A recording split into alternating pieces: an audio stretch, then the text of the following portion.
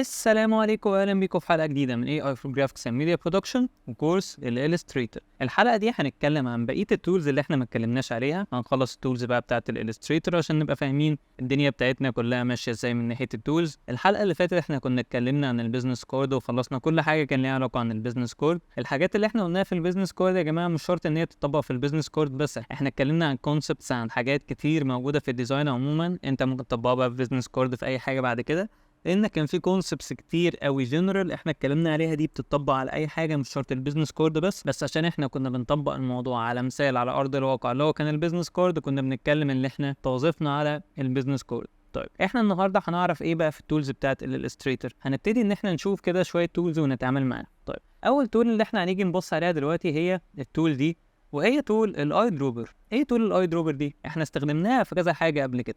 طب كانت ايه هي يا عم؟ لو احنا جينا دلوقتي كنا رسمنا شيب، والشيب ده حاليا ده لونه، ونفترض ان احنا عندنا شيب تاني والشيب التاني ده مثلا لونه الدرجه دي، تمام؟ وتعالى نلغي الستروك بتاع الاثنين، نمسك الاثنين ونيجي هنا نختار الستروك ونلغيه. فاحنا كده معانا الشكل ده ومعانا الشكل ده. نفترض ان درجه اللون دي عاجباني. طب انا عايز اخدها، حاجه اعمل ايه؟ بقف على الشكل بتاعي اللي انا عايز اخد عليه الدرجه بتاعه اللون بتاعه الشيب التاني، بجيب له اي دروبر من هنا، يا اما انا بدوس حرف الاي فده الشورت كات بتاع الاي دروبر، وبدوس على الكلر فبيسمع معايا، فده كده الكلر بتاع الاي دروبر. طيب معظم الحاجات اللي احنا كنا بنستخدمها كنا بنستخدم في الكلر او لون سك او لون واحد بس هو اللي بنبتدي ان احنا نتعامل بيه. طيب في تول اسمها جريدينت تول. ايه موضوع الجريدينت تول ده؟ دي تول اسمها جريدينت، يعني وظيفتها ان هي بتدرج او ليها حاجه علاقه بالتدريج. فين يا عم الجريدينت؟ الجريدينت تول اهي. لو انتوا كنتوا عديتوا على الفوتوشوب او شفتوا الفيديوهات بتاعه الفوتوشوب فاحنا كنا اتكلمنا عن الجريدينت تول في الفوتوشوب برضه. طيب هل الاختلاف كبير بين الجريدينت بتاعه الفوتوشوب والالستريتور؟ تعالوا نشوف. لو انت عارف الجريدينت بتاعت الفوتوشوب هتشوف الفرق بينهم، لو انت مش عارفها فمفيش اي مشكله نتعرف على التول من اول وجديد. دلوقتي انا لو جيت اخترت تول الجريدينت تول دي، دوست عليها دوستين، طلع عندي المنظر ده. دي تول وظيفتها ان هي بيبقى عندي الوان هنا متدرجه بالمنظر ده. هنا هتلاقي اولا انت ممكن تطبق الجريدينت تول بتاعتك على الستروك او على الفيل كلر، شوف انت عايز تطبقها على ايه.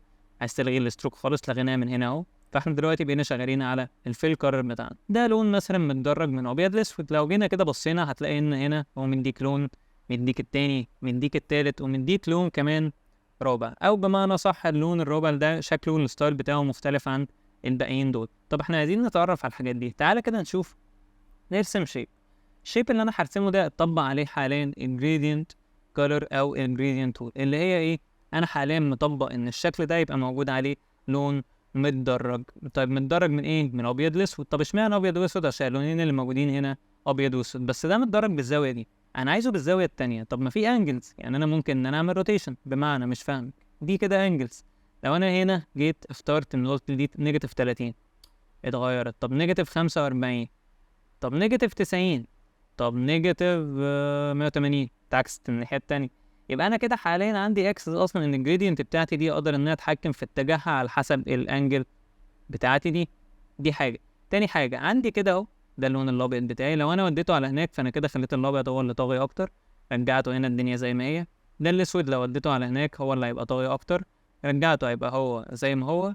وفي البوينت اللي في النص دي هي اللي بتبتدي تحدد انهي لون يبقى رايح على التاني اكتر، دي بتحاول ان هي تبالانس بينهم. لو انا حطيتها كده في النص فهي في البالانس، وديتها كده فخليت الافضليه للاسود، وديتها كده فخليت الافضليه للابيض، فعملت المنظر ده بالنسبه لي قدامي حاليا. وفي نفس الوقت ممكن اودي الكرر بقى نفسه، فانا بخلي الافضليه كلها للاسود وهكذا زي ما انا عايز. طيب احيانا بنبقى شايفين حد عامل حاجه زي كده مثلا، بس اللون اللي هنا مش تقيل، اللون اللي هنا خفيف. طب بيعملوا خفيف ازاي؟ الحاجه بتاعتنا ان هي تبقى تقيله او خفيفه بنعمل لها ريبريزنت ان هي خفيفه او تقيله. ازاي؟ مش اوباستي هي اللي بتخلينا ان احنا نتحكم ان الحاجه بتاعتنا تبقى تقيله او خفيفه؟ اه صح. طب الاوباستي فين؟ الاوباستي اهي. طب ايه موضوع اللوكيشن دي؟ بص لما باجي بحرك هتلاقي هنا الرقم بيختلف، فاللوكيشن ده اللي هو مكان البوينت بتاعتي دي تكون مكانها فين. طب الاوباستي، الشفافيه بقى بتاعت الموضوع ده، لو خليتها 50 بص كده، ده ستيل اسود بس بقت قوته 50 ديجري، فبالتالي طبق عليه الاوباستي ان هو ستيل اسود بس ايه؟ شفاف. طب انا خليت ال 50 دي 80، بقت 80 طبق معايا اسود بس اخف، وهكذا. فحاليا انا دلوقتي اقدر ان انا الجريدينت بتاعي ده اطبقه والعب في الاوباسيتي بتاعته. طيب تعالى كده نشوف الموضوع ده على بقيه الكارز اللي هم حاطينها. ايه ده؟ ايه اللون ده وايه كميه البوينتس دي؟ طيب تعالى ننزل اللي تحتيها. مش ده اللي احنا لسه عاملينه دلوقتي؟ اللي هو ايه، ان ده لون وده لون تاني بس الاوباستي بتاعته هنا قلت، صح؟ تعال نشوف كده. هنا مخلي الاوباستي زيرو، طب التاني مخليها ان هي متدرجه ونازله على خفيف قوي كده. صح، ده الكلام اللي احنا لسه قايلينه. طب تعال نشوف الاخيره اللي تحت دي، هو مطبق معاه الموضوع بس في حاجه مختلفه. انا حاسس ان الجريدينت جاي من النص. اتقل كده وتعالى نرجع بس ليه دلوقتي. هنا في الوان كتير، طب ازاي ده؟ هنا في نقط كتير، يعني 1 2 3 4 5. انا كل اللي انا شفتهم كان فيهم نقطتين. لو رجعنا لاول واحده تاني خالص، انا عندي هنا نقطتين. طب انا لو عايز احط لون تالت، بص كده وانا واقف بالماوس على اللاين ده هتلاقي الماوس عامل المنظر ده وجنبه علامه بلس. دي معناها ايه؟ ان انا ممكن ازود نقطه. يعني انا لو دوست هنا هيزيد نقطه اهو، طب لو دوست هنا هيزيد نقطه اهو، طب لو هنا اهو، طب لو دوست على دي دوستين. الوان، ايه ده انا بختار اختار اللون اللي انت عايزه. طب ده دوستين، اختار قشطه. طب ده دوستين، اختار قشطه. حلو الكلام ده، انا كده طبقت الالوان اللي انا عايزها. في لون مش عاجبني، ممكن تدوس عليه كده وتدوس على علامه الديليت اللي في الجنب دي، او تاخد اللون واسحبه لتحت. ايه ده انا كده لغيته. طب عايز اخد ده، خده واسحبه لتحت. طب لو عايز ارجعه كنترول زد عادي هيرجع. ممكن اودي دي هي اللي تبقى طاغيه، ممكن ان انا اودي دي تبقى طاغيه. ولو انت خدت بالك حاليا بقى في بوينت في النص في الاثنين. يعني ايه؟ يعني انا دلوقتي ممكن اتحكم اصلا من كذا حته. يعني ايه من كذا حته؟ يعني انا دلوقتي دي اللي كانت بتخلي انهي لون هو اللي طاغي على التاني. يعني انا ممكن اودي دي هنا، اودي دي هنا، اودي دي هنا، اودي دي هنا. فانا ليا كده اكسس. يبقى انا دلوقتي عرفت انها في جريدينت اقدر ازود اكتر من بوينت، اقدر ان انا ادلت البوينت، اقدر ان انا ادلت بوينتين، اقدر ان انا ازود 2 بوينتس، ازود 10 بوينتس زي ما انت عايز. وتقدر في كل واحده فيهم زي ما احنا اتفقنا ان احنا نتحكم في الاوباسيتي بتاعتها ونشوف احنا عايزين ايه. بس دلوقتي لما احنا كده فهمنا دي وفهمنا دي، ايه دي بقى؟ ليه النقطه كانت جايه من النص؟ طب تعالى كده نرجع الاولى. لو اخدت بالك ان احنا لما غيرنا بين دي وبين دي في اوبشنز هنا اتغيرت. ايه الاوبشنز دي؟ ما تعالى بقى اقول لك. الجريدينت دي في منها 3 انواع، في الفوتوشوب كان فيها 5 انواع: لينير، راديال، ريفلكتد، انجل، دايموند. كانت الاوبشنز دي كلها اللي موجوده في الفوتوشوب. الالستريتور الفيرجنز القديمه اللي قبل 2020 كان فيها نوعين بس، اللينير والراديال. من بعد 2020 زاد نوع زياده اسمه فري فورم وهنشوفه كمان شويه. انا دلوقتي الستايل اللينير بتاعي اللي هو التدريجه العاديه خالص اللي ما فيهاش اي جديد. طيب الراديال دي اللي بتبقى جايه من النص، ده زي اللي احنا كنا لسه شايفينه من شويه، ان نفسه اللايت بتاعي بيبقى جاي الاكسس بتاعه من النص، او مش اللايت بمعنى صح، التدريجه بتاعه الالوان جايه من عندي من النص. يعني انا لو زودت لون تالت هنا وجيت حطيت اللون ده مثلا كده جاي من النص. طب انا لو جيت عكست، يعني انا لو جبت ده كده وجبت ده كده، عشان الابيض بتاعي في النص فبقى الاكسس بتاعه اللايت بتاعه اساسه جاي من النص، وهكذا. هي فكره الستايل بتاعها ان بيبقى اكسس الجريدينت بتاعي جاي من النص. هو الريديال كده، ده كده الستايل بتاعه. دول كده الاثنين جريدينتس المتعارف عليهم اللي معروفين من زمان ما فيهمش اي جديد. ايه الفري فورم دي؟ الفري فورم دي بتعمل ايه؟ الفري فورم دي بتعمل مفعول سحر. يعني ايه بتعمل مفعول سحر؟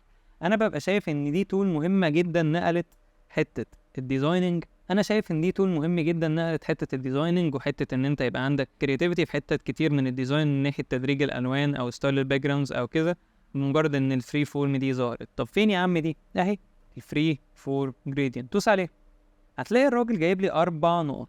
طب انا هعمل ايه بالاربع نقط دول؟ اتقع رزقك. 4 نقط يعني ايه؟ يعني 4 بوينتس. هتلاقي هنا بيقول لك احنا شغالين ببوينتس، وعندك هنا نقطه الثانيه الثالثه الرابعه. طب حلو الكلام ده، معانا 4 نقط، هنعمل بيهم ايه بقى؟ البوينتس دي بقى هي اللي هنبتدي نلعب بيها. يعني ايه؟ يعني هو دلوقتي كل بوينت مديها لون. طب انا لو مسكت دي ودوست عليها دوستين هتدينا برضو اكسس ان انا احط مثلا اللون ده، وجيت عند دي دوست عليها دوستين تديني اكسس ان انا احط مثلا درجه اللون دي، وبعد كده جيت ادوست دي على دوستين قلت هتديني درجه اللون دي، وبعد كده جيت دوست على دي دوستين قلت هتديني درجه اللون دي. حاليا كده انا عندي 4 بوينتس ب4 الوان. تفتكر انا لو حركت البوينت دي هنا وجبت دي هنا ايه اللي بيحصل ده؟ طب لو عملت دي كده وعملت دي كده ستايل مختلف تماما. طب لو جبت دي ودي هنا وعملت هنا جيت بالابيض عملت مثلا اكسس في النقطه دي مثلا كده، انت واخد بالك ان كل حاجه ليها ستايل بشكل مختلف على حسب توزيعة البوينتس بتاعتي ودنيتي. انا اللي ببتدي ان انا اتحكم انهي الوان تبقى طاغيه وتعمل الافكت اللي انا عايزه.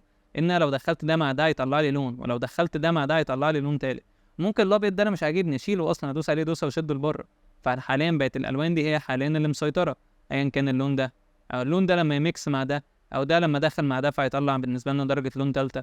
انت دلوقتي عندك اكس ان انت تلعب في كل حاجه، وكل واحده فيهم بتطلع لك ستايل مختلف.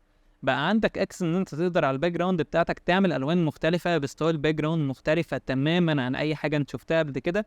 وبطريقه سهله. يعني كنا احنا ممكن نطلع نفس الريزلت دي، بس الموضوع كان بيبقى اغلى السيكه، مش هقول لك كان معقد بس كان غلس شويه. دلوقتي الموضوع بقى بيتعمل بدوسة زرار، وكمان الموضوع ممكن ميبقاش بوينتس بس. طب احنا دلوقتي شلنا اهم نقطه، عايزين نزود، هنعمل ايه؟ هندوس دوسه برضه، دوس دوسه هنا وتدوس دوسه هنا، وابتدي تتحكم بقى انت عايز الوان ايه. انا هنا عايز الدرجه دي، وهنا انا عايز الدرجه دي، وهنا انا عايز الدرجه دي، والعب بقى، ودي دي هنا، هدي هنا. بص انت كل شويه مع تغيير مكان البوينت بتعمل ستايل تاني. ممكن تبقى انت عامل براند ايدنتيتي لشركه كامله بستايل الوان زي دي، او تعمل مثلا كامبين كامله بستايل حاجه زي كده. مجرد ان انت تحط الالوان اللي انت بتستخدمها كلها في باك جراوند وتبتدي ان انت تعمل الكامبين على اساسها، فممكن تفتح لك مجالات كتير وهتعمل لك سكك كتير لحاجات كتير هيكون شكلها بالنسبه لك حلو. طب انا يا عم اللون ده مش عاجبني اهو، باي باي، وده باي باي، وده باي باي. انا اشتغلت بالثلاثه دول. ممكن نلعب لعبه حلوه. ايه هو هنا قايل ان في بوينتس، ولو انا وقفت عند البوينت دي ودوست ديليت هيشيل معايا صح؟ وهنا دي اهو الستوب دي ممكن ان انا اغير منها هنا الالوان برضو. وممكن اتحكم في الاوباستي كمان والسبريد، قوه الانتشار. يعني انا لو عملت دي كده 50، بص، طب انا جيت دي عملتها 100، بص بتنتشر اكتر ازاي. ممكن اخليها راندوم بتاعها، ممكن ان انا ابتدي ان انا ازود لو انا عايز، وغير كده ان انا بلعب في اوباستي. قال لك طب انت ممكن تتحكم في التوزيع بتاعتها. يعني ايه تتحكم في التوزيع بتاعتها؟ يعني بدل ما انت تمسك البوينت وتوديها في زاويه، انت ممكن تخلي البوينت دي تبقى ماشيه عن طريق خط. يعني ايه؟ يعني قال لك انت ممكن تحول البوينتس دي للاينز. يعني انا ممكن اجيب اللاين ده وانا حاليا ماسك البوينت دي، وبعد كده هتلاقي في خط اتشد معايا. لو دوست هنا هتلاقي ان هو كأنه حط بوينت وبوينت ثانيه اكسس الاتنين مع بعض. ولو جيت سحبت هنا هتلاقي دي جايه معايا بكيرف. طب لو دوست هنا، طب معلش لو عملت كده، بص انا دلوقتي البوينت دي بقى في منها 4 ومتوزعه بستايل معين ازاي. طب انا عايز دي ودي ودي. بص انا دلوقتي بقيت كأني ان انا بعمل جراف معين بوزع بيه توزيع معينه زي ما انا عايز. فانا حاليا بقى عندي ده الوضع بتاعي. يعني انا قدرت ان انا اعمل ستايل تاني بتول تانية خالص اللي هي اللاينز، مش مجرد ان انا شغال ببوينتس. لا، انت الجريدينت الفري فورم بتاعتك دي ممكن تطبق الموضوع من ناحيتين. ممكن تطبق الموضوع ببوينتس وتوزع البوينتس بتاعتك وتشوف الدنيا بتاعتك ماشيه ازاي. ممكن تطبق الموضوع بلاينز. يبقى احنا دلوقتي قدرنا ان احنا ناكسس على الموضوع ده بكذا حاجه. ان احنا قدرنا ان احنا نشوف حوار اللينير بتاعنا، ونشوف حوار الراديال بتاعنا، ونشوف حوار الفري فورم بالاوبشنز بتاعتها كلها. دي كده ستايل انجريدينت اللي انت تقدر تتعامل معاها في الالستريتور. وتاني الفري فورم الفيرجنز من اول 2020، قبل 2020 اوبشن الفري فورم مش موجود. حاليا كده انت قدرت ان انت تاكسس بالجريدينت بتاعتك وتطبق عليها الحاجه اللي انت عايزها. طيب جميل، اللي بعده. فده كده على حته الجريدينت اللي احنا اتكلمنا فيها، واحنا كده قلنا الاي دروبر. طيب تحت الاي دروبر دي في تول اسمها ميجر تول. جبتها ازاي؟ ان انا جيت هنا دوست كليك يمين فطلع لي ميجر تول. الميجر تول دي عباره عن مسطره، ان انا ممكن ان انا اجي مثلا هنا اقيس من اول هنا لهنا. انا فضلت دايس وشديت كده، وممكن افضل دايس مع شيفت فيعمل لي ستريت لاين فيطلع المنظر ده قدامي. حاليا انت كده لو جيت بصيت هتلاقي هنا ان هو اسلك ان العرض بتاعك 9 سم. طب ما انت كده كده عارف ان البيج بتاعتك دي 9 سم لان انت عاملها. بس في ناس مثلا يقول لك لا انا بحتاج الميجر تول ان انا اقيس بيها، مع ان برضو ان انت عندك ممكن تدوس كنترول ار يطلع لك المسطره بتاعتك عندك اهو من اول 0 ل 9، وممكن تستخدمها ان انت تقيس. ففي السكه دي وفي السكه دي، انت ممكن تقيس بدي او ممكن تقيس بدي زي ما انت عايز. هو كده كده الالستريتور مديك تول، انت حابب تستخدمها تمام، مش حابب تستخدمها خلاص عيش حياتك شوف انت عايز تستخدم ايه. التول بقى اللي بالنسبه لي المهم قوي، في ناس كتير مش عارفه قيمتها، واللي بيستخدمها بيطلع منها شغل حلو قوي، وممكن تتوظف بتوظيف معين سبيشال. لو انت شغلت دماغك هتعرف توظفها في السكه دي صح. هي تول البلند تول. ايه تول البلند دي؟ تول البلند دي زي ما انت شايف كده هو بيشرح لك، هو بيبلند الكالرز بين بعض وبيبلند الشيبس مع بعض. يعني ايه الكلام ده؟ انا مش فاهم يعني ايه بيبلند. انا شايف كده من الشرح ان هو بيدخل الدنيا في بعض، مش فاهم. طب تعالى يا عم نشوف. نفترض مثلا ان انا جيت ورسمت شيب وعملت كده، وخليت الشيب ده لونه درجة اللون دي مثلا، وجيت هنا اخدت شيب تاني خالص، والشيب ده انا جيت خليته درجة اللون دي مثلا. تفرق معايا الشيب ان هو يكون واحد؟ لا. طب ما تيجي نجرب حاجة تانية وربنا ما زعلك. الستور، ورسمنا بالستور. طيب وبعدين عايزك تمسك الشكلين. حاضر يا عم عمرو، وهات البلند تول. ماشي، دوس على الشكل ده دوسة، وبعد كده دوس على الشكل التاني ده دوسة، واستمتع باللي هيحصل. ايه الريزلت دي؟ لقيت ان هو بدأ ان هو يدخل الاتنين شيبس في بعض، يطلع منهم ستايل، وعمل ميكس بين الالوان بدرجات الالوان اللي بينهم. عمل بلند للاتنين مع بعض. طب الموضوع ده بشكلين مختلفين، طب ما تيجي نعمل بشكلين زي بعض. حاضر، ادي واحد وادي التاني، وتعالى نعمل الوان تانية بقى. نخلي ده كده ازرق غامق، ونخلي ده درجة سيان مثلا فاتحة. نيجي نمسك الاتنين وبلند، ادي واحد وادي اتنين، عمل ميكس برضه بين الكارز. بس انت لو خدت بالك في دي او دي، لقيت ان في لاين في النص كده، مش اللاين ده عامل زي باث؟ يعني انا ممكن ان انا اتحكم فيه. تعالى كده نجرب نجيب الدايركت سيلكشن تول، خد البوينت دي كده وشد، يتشد معايا، يعني انا بتحكم في اتجاهه.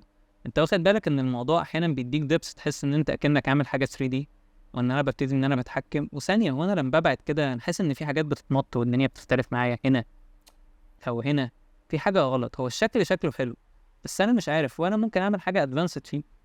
طب ما تيجي نفكر ان احنا نلعب، احنا مش فاهمين حاجه، تعالى نلعب مع بعض. ده لو باص، يعني انا لو عايز ازود له بوينتس ممكن ازود له بوينتس ازاي؟ اول حاجه هتيجي في دماغي البين تول. هات البين تول ونزود هنا بوينت، ونزود هنا مثلا بوينت، ونجيب الدايركت سيلكشن تول. خد النقطه دي دوس عليها دوستين واسحب، خد النقطه دي دوس عليها دوستين واسحب. انت واخد بالك ان انت غيرت في الفيتشر بتاع الشكل، كأنه حاجه 3D واخده زاويه لجوه كده. طب حلو الكلام ده، تعال نجرب هنا يا عم، اللعبه عجبتني. امسك ده وتعالى ناخد البين تول، ادي بوينت وادي التانية دايركت سيلكشن تول. اسحب النقطة دي وديها هناك، اسحب النقطة دي وديها هنا، اسحب دي كده هاتها هنا، وده كده الوضع اللي عندي حاليا، وادي دي يا عم كمان هناك.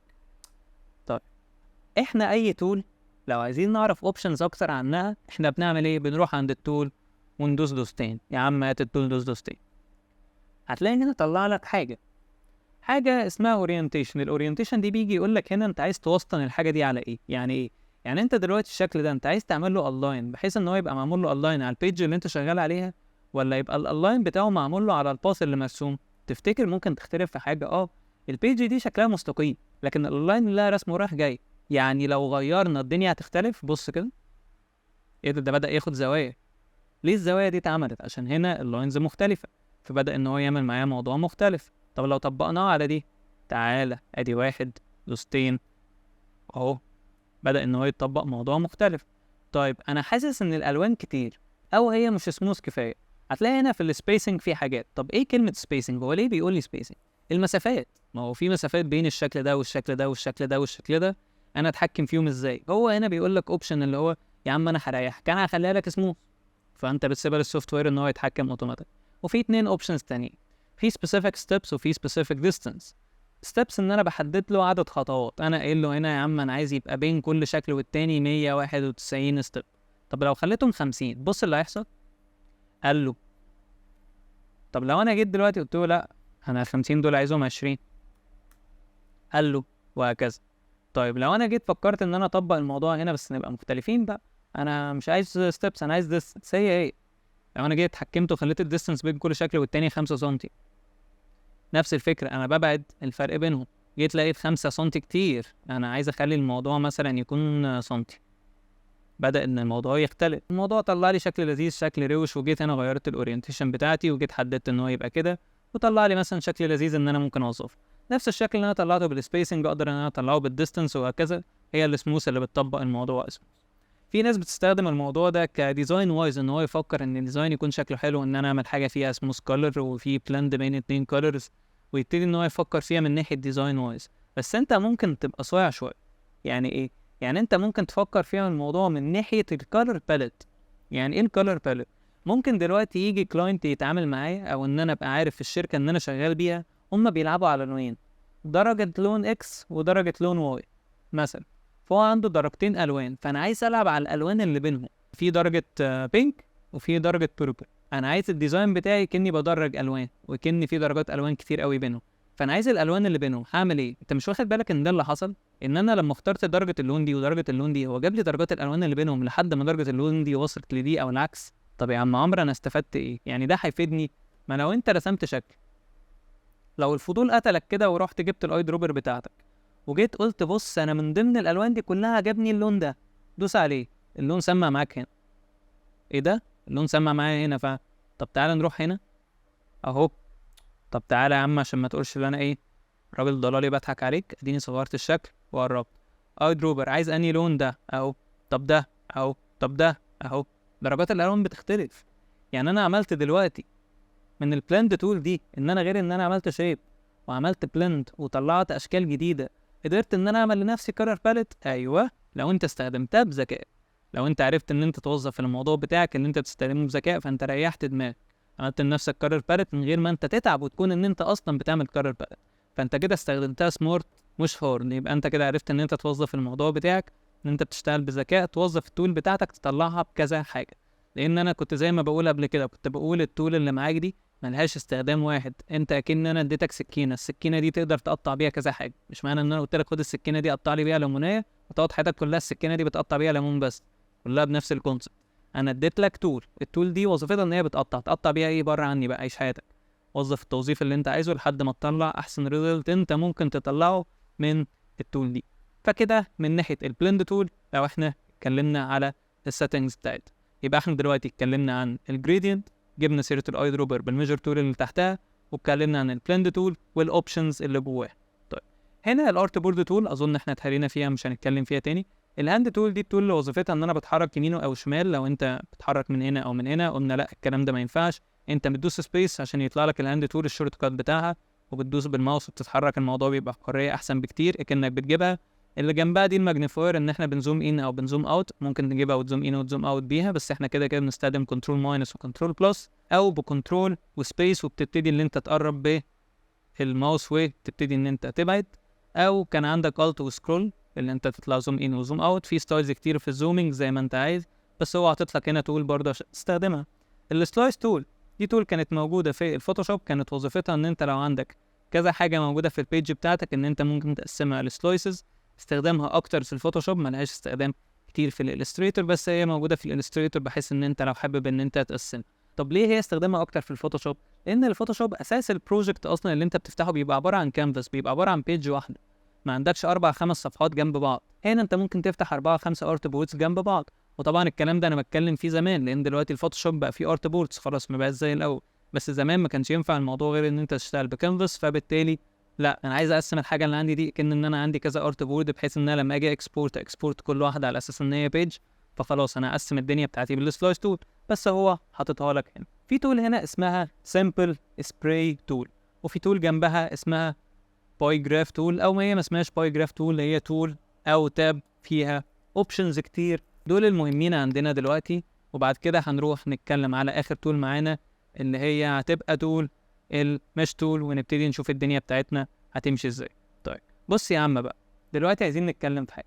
اول حاجه هنتكلم فيها الجرافسدي. دلوقتي حضرتك ممكن تكون شغال في مجال ميديكال، او شغال ديزاينر مع حد، الحاجات اللي هو بيعمل لها ريبريزنتيشن او الحاجه اللي هو بيبتدي ان هو يعرضها على الكلاينت، او الديزاين اللي هو بيعمله مربوط جرافات معينه هتتعمل وتتقدم للكلاينتس بارقام معينه، بحيث ان هي بتدرس فبيطلع له نتيجه. فلازم الكلاينت يبقى شايف الجداول دي عشان يعرف ان هو يشتري منك البرودكت ده او لا. طيب معظم الجرافات والحاجات دي بتكون معموله على اكسل. طب الاكسل ده في الاخر هيكسبورت لي الموضوع كصور، يبقى اكسبورت لي الموضوع كجي بي جي. طب الصور دي هتبقى عباره عن ايه؟ ايوه هتبقى عباره عن ريستر. فانا دلوقتي شغال فيكتور وشغال الستريتور. طب ما انا لو عندي اكسس ان انا ادخل الحاجه بتاعتي ان هي تكون فيكتور، ليه ادخلها ريستر؟ ما انا ممكن ادخل حاجه بتاعتي تكون مرسومه والريزوليوشن بتاعتها حلوه والدنيا جميله. ايه اللي يخليني ان انا ادخل صور؟ فالالستريتور قال لك يا عم انا هعمل لك جرافات لو انت عايز تعمل الجرافات هنا. بس ايه ده كده حوار. يعني انا لو جبت الباي تشارت مثلا وجيت رسمتها، حددت ان ده مكانها، انت واخد بالك ان انا هنا بكتب الارقام بايدي، وانا هبدا ان انا اسجل حاجه بايدي وانا مش شايف ان في ريزلت. طب اقفل كده ودوس دوز سيف. هو ليه انا مش شايف ريزلت يا باشا وانت اصلا بتكتب حاجه؟ تعالى كده وناخد الجراف، نرسم الجراف.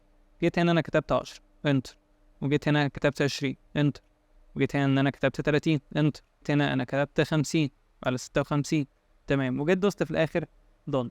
طلع معايا المنظر ده قدامي.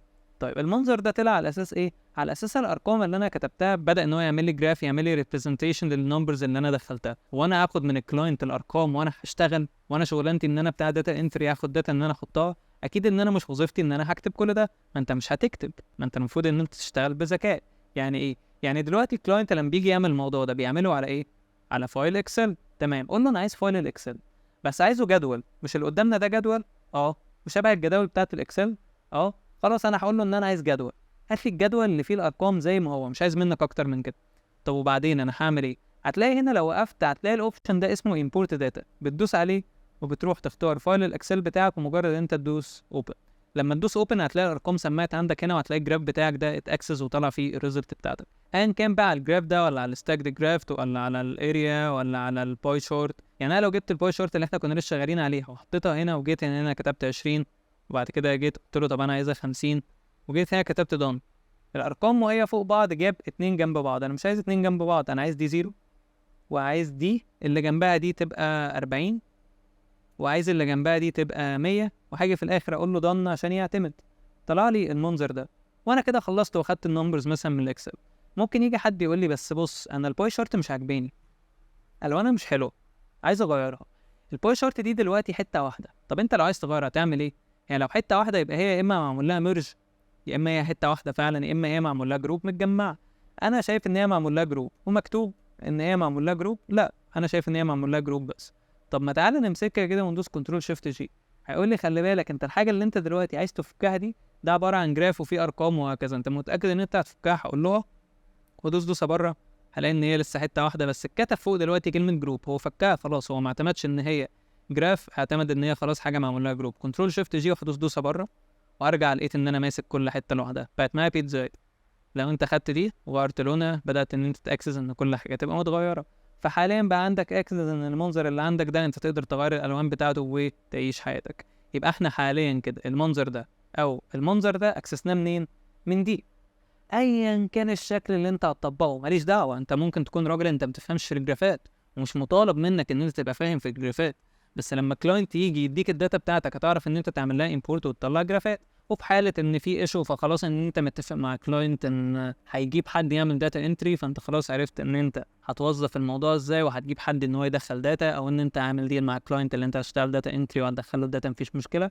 بس انا بتكلم اللي اسهل لك فايل اكسل امبورت، الموضوع خلص، يبقى انت مش هتعمل افورت ان انت تعمل داتا انتري او حاجه. فادي كده موضوع الجراف ده يكون اتوظف بالشكل الحلو بتاعه. طيب الحاجه اللي جنبها هي السبراي سامبل تول. ايه السبراي سامبل تول دي؟ تول وظيفتها ان هي سبراي. طب السبراي بيعمل ايه؟ السبراي بيرش، يعني انا لو معايا سبراي لاي حاجه وظيفته ان هو بيرش. طيب لذيذ، وبعدين يعني ايه وبعدين؟ يعني دلوقتي دي وظيفتها ان هي بترش سيمبلز. هي فين السيمبلز؟ لو انا فضولي قتلني وطلعت على ويندو كده وبدات ان انا ادور، لان احنا كنا متفقين ان اي حاجه بتتوه منك انت بتلاقيها في ويندو، هلاقي هنا في حاجه اسمها سيمبلز، دوس عليها هيطلع لي المنظر ده. هتلاقي في شويه سيمبلز موجوده اصلا عندك في عمك الالستريتور، وغير كده ان انت ممكن تنزل سيمبلز من على النت وتستخدمها وهكذا. طيب السيمبل دي انا ممكن اعملها ايه؟ انت ممكن تشدها وتدخلها كده، فهيبتدي ان هو يخش لك الشيب اللي عندك ده كسيمبل، وبيبقى فيكتور وكل حاجه، وليك اكسس ان انت تبص عليه وان انت تعدل فيه، والدنيا عندك جميله وتعيش حياتك فيه عادي خالص. ده كده سيمبل موجود. ممكن ان انا اجي ادلت السيمبل ده، بس انا كده دلته من هنا خالص، تدلته من هنا غير لما انت تيجي تدوس عليه من هنا وتدوس ديليت. هنا انت بتدلت السيمبل من هنا. نيو لو انت عايز تكريت اصلا سيمبل، لو انت عامل حاجه بره عايز تسيبها هنا. فكره بقى ان انت ممكن تيجي ان انت سيمبل اوبشنز وتلعب في الاوبشنز بتاعت السيمبلز، بس مالناش دعوه بيها دلوقتي. وحته ان انت ممكن تبتدي ان انت تكريت حاجه بقى، لان في سيمبلز هنا كتير ممكن ان انت برضو تبتدي تطبقها وتزودها.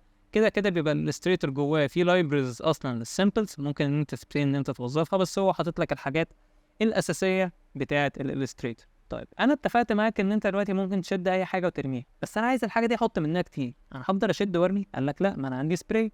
خد السبراي تول واختار السيمبل اللي انت عايزه ودوس وارمي، هتلاقي ان هو بيعمل ايه؟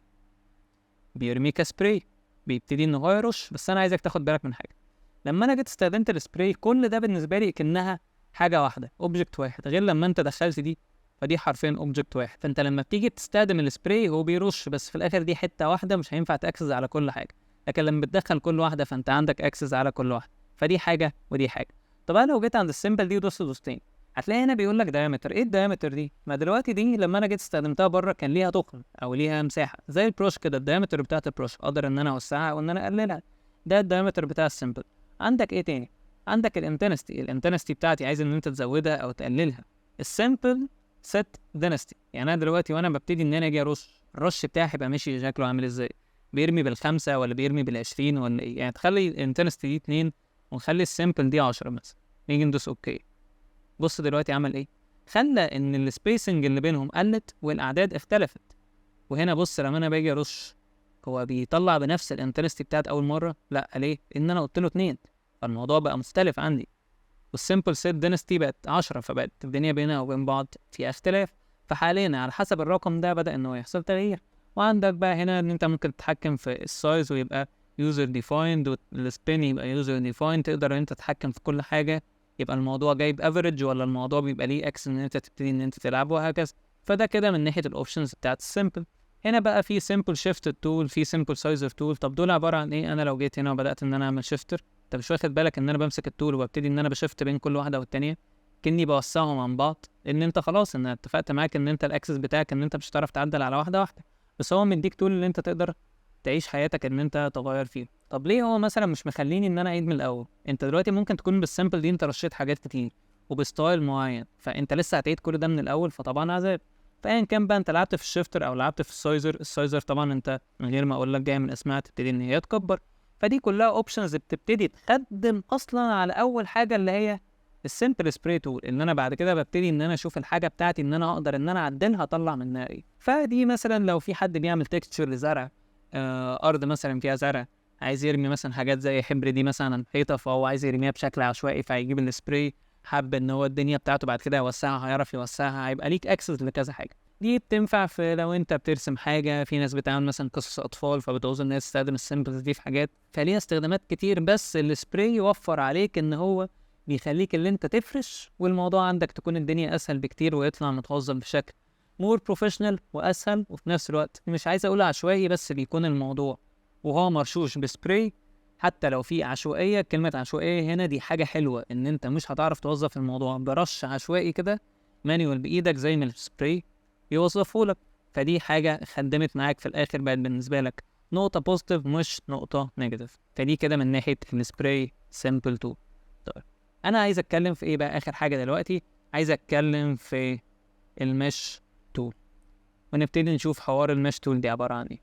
المش تول دي تول قويه جدا، ليها قوتها وليها قيمتها في حاجات كتير، بس اللي يعرف يستخدمها صح. يعني ايه؟ يعني لو على المثال اللي هو جايبه لك، هو جايب لك مثلا دايره وعمال يزود فيها بوينتس، والدايره دي كان لونها اصفر، وبعد كده ان هو بدا يلعب معاك ان هو ده ديبس كأن الدايره دي بقت 3 دي او واخده افكت مثلا 3 دي.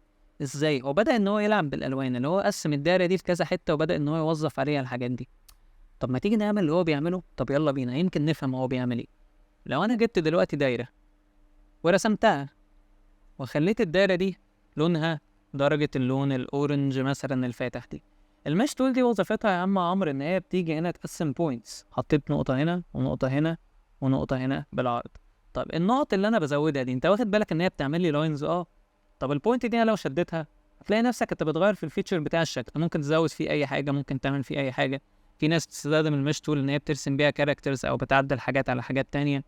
لما بيبقى فيه افكت مثلا ان في لبن مكبوب، شوكولاته سايحه، في ناس بتبتدي ان هي توظفها مع المش. بلس ان هي ممكن تعمل افكتات بالورب تول، او الحاجات الافكتات اللي احنا عملناها دي ممكن تتوظف من كذا حته.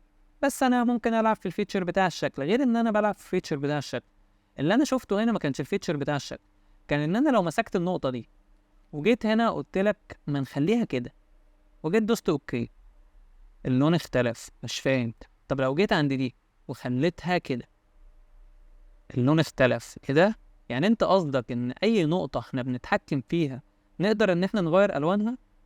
بس انت واخد بالك ان احنا لما غيرنا الوانها الموضوع اختلف. يعني ايه اختلف؟ يعني الموضوع طلع معانا ريزلت ان احنا خلينا الشكل بتاعنا الديفت بتاعه اقوى بشوية، بقى الديفت بتاعه اعلى. انا بختار اي الوان، بس انا عايز اوريك الترانسفورميشن بين دي وبين ان انا هرسم نفس الدايرة بنفس اللون اللي كان موجود في الاول اللي هو كان ده. بص الفرق بينهم، دي سك عادي خالص ما فيهاش اي حاجه. بص دي لما حطيت الوان بقى في دبس ازاي، حسستك ان في تكتشر، ان في عمق معمول في الشكل. الموضوع بقى مختلف، مش مجرد ان انا بطبق الموضوع ان انا غيرت في الفيتشرز بتاعتها ولا لا. ما انا ممكن هي نفس الدايره واجي هنا ازود بالبوينتس بتاعتي الدنيا بتاعتنا، وابتدي ان انا اوظف، وابتدي ان انا اغير في الفيتشرز دي اللي انا ممكن اغير منها بقى. ممكن اطلع منها كاركتر تاني، يعني انا ممكن اطلع دلوقتي مثلا كاركتر، ده شكل الكاركتر مثلا، والكاركتر ده اجي ازود له هنا مثلا نقطه، وهنا احط له مثلا كولر ابيض، وده يبقى مثلا شخصيه الكاركتر اللي احنا هنتكلم عليه، مثلا كاركتر كرتون مثلا. حلو.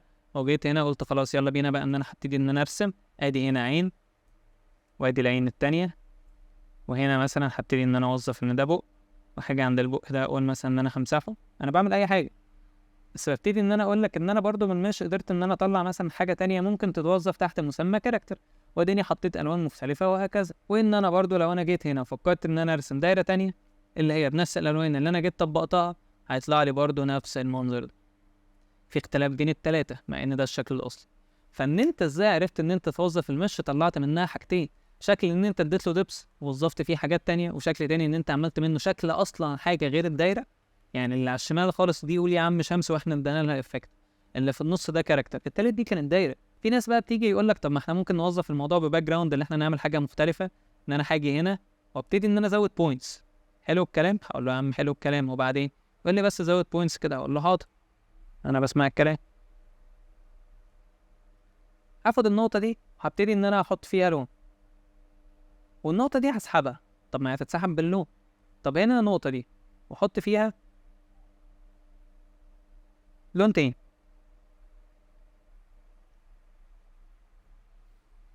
اتحرك معايا. يبقى انا دلوقتي برضه ستيل بقى عندي اكسس ان انا ممكن اعمل حاجه في الباك جراوند والعب في الستايلز بتاعتها. ما تجيش تقول لي بقى اللي هي شبه البلند، لا البلند حاجه ودي حاجه، بس هي فكره ان هي مديك اوبشن ان انت تقدر تاكسس. فانا جيت من حاجه عملت ستايل تاني خالص. بص بقى انا بالمش قدرت ان انا اعمل اكتر من حاجه، وتقدر تعمل اكتر من كده. انت مجرد ان انت تبقى فاهم الكونسبت ان دي حاجه انا بزود بوينتس بيها، البوينتس دي مدياني اكسس ان انا العب في كل حاجه من جواها، ازود كولرز، العب في الشيبس، اغير في الفيتشرز بتاعته. اقدر ان انا اعمل اكتر من حاجه اوظفها وتطلع معايا بشكل حلو ولذيذ وتعمل لي اشكال تانية. ففكره الحاجه المهمه اللي انا عايز اقول لك عليها ان لما اجي اتكلم معاك في تولز، ما تحصرش نفسك في زاويه، ما تحطش نفسك في زاويه كده وتحشر نفسك فيها وتقول لي دي استخدامها. لا انا فهمتك كونسبت كل حاجه عشان ما تجيش تقول عمرو في الاخر قال لي كذا. لا انا باجي بقول لك اهو البوينتس دي كلها اللي احنا اتكلمنا معاها في التولز في كونسبت اساسيه. انت تستخدمها ازاي ماليش دعوه. انت عندك شويه تولز، انت ممكن احنا شرحنا مثلا نفترض 20 تول، انت ما تستخدمش غير 3، ماليش دعوه. مش بتطلع لي ريزلت ويطلع ريزلت حلو وبروفيشنال؟ اه. ايه الفرق؟ حاجه بتطلع ريزلت بشكل مور اكيوريت، حاجه انت بتستخدمها بتطلع لك ريزلت اسرع. ماليش دعوه. انا يهمني لو انا كلاينت ان انا جيت اتكلمت معاك فانا الديدلاين بتاعي كمان اسبوع، انت جيت عند الاسبوع سلمت لي الشغل وبيرفكت، ماليش دعوه بقى. انت ممكن تكون خلصته في الاسبوع، ممكن تكون خلصته في يوم، ممكن تكون خلصته في ساعه، انا ماليش دعوه. مين اللي ارتاح؟ انت. مين اللي بقى عنده ميكانيزمز احلى طلعت له شكل احسن بكتير من اللي هو كان بيطلعه بشكل اسرع؟ انت. فانت بعد ما انا شرحت التولز كلها واتكلمنا فيها، ابتدي ان انت امسك كل حاجه فصصها واستخدمها بنفسك، شوف توظيفها معاك هيبقى شكله عامل ازاي. على اساس الموضوع ده هو اللي هيطلع معاك ريزلت احسن بكتير قوي، هيفرق معاك. في تولز ممكن تكون واقعه مننا، انا عارف ان انا ما قلتش كل حاجه، لسه مش كل التولز اتقالت. هبتدي برضو في الحلقات الجايه لما نيجي نتكلم، لان احنا خلصنا دلوقتي التولز بتاعت الالستريتور اللي هي التولز الاساسيه او المتعارف عليها ان الناس بتستخدمها كتير. بس لسه هنتكلم بقى ان في افكتس، ولسه في افكت 3 دي جوه في الالستريتور، فلسه في شويه حاجات كده صغيره هنتكلم عليها في الالستريتور نعرف عنها اكتر. والحاجات الصغيره اللي ناقصه مننا في التولز هنبتدي ان احنا نتكلم عليها برضه، بس انا مش عايز ازود عليكم النهارده عشان ما تبقاش المعلومات كتير، بحيث ان انتوا تطبقوا وتبقوا فاهمين الدنيا ماشيه ازاي. اتمنى تكون الحلقه عجبتكم، مستنيكم في حلقات جايه كتير. ما تنسوش تعملوا لايك وشير سبسكرايب وترنوا الجرس عشان كل ما ننزل حاجه جديده كده. حد عنده اي سؤال ممكن يسيب لي اسئله في الكومنتات، هرد عليكم كلكم ان شاء الله. ولو حد حابب ان هو يكلمني دايركت ممكن يبعت لي على الانستجرام، هتلاقوا لينك الانستجرام موجود تحت في الديسكربشن، ولينك الفيسبوك بيج موجود تحت في الديسكربشن. واتمنى انكم تكونوا استفدتوا بمعلومه جديده، والسلام عليكم.